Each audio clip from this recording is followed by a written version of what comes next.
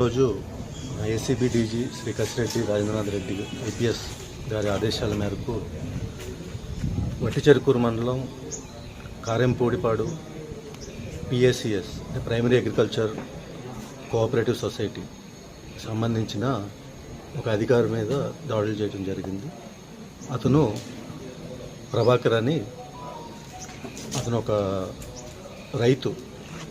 ఏనుముల బాలస్వామి అనే వాళ్ళ అమ్మగారి పేరు మీద లోన్ అప్లై చేసుకుంటే 16,80,000కి లోన్స్ అప్లై చేసుకున్నాడు. ఆ లోన్స్ ప్రాసెస్ చేయడానికి అనే నెపంతో ఈ ప్రభాకర్ గారు 40,000 లంచం డిమాండ్ చేయగా అది ఈరోజు అతను తీసుకుంటుండగా రెడ్ హ్యాండెడ్గా పట్టుకోవడం జరిగింది. ఇందులో మా గుంటూరు ఏసీబీ అధికారులు అడిషనల్ ఎస్పీ మహేంద్ర మతే, మా డిఎస్పీలు మరియు మా ఇన్స్పెక్టర్లు, సిబ్బంది అందరూ పాల్గొనడం జరిగింది. Thank you.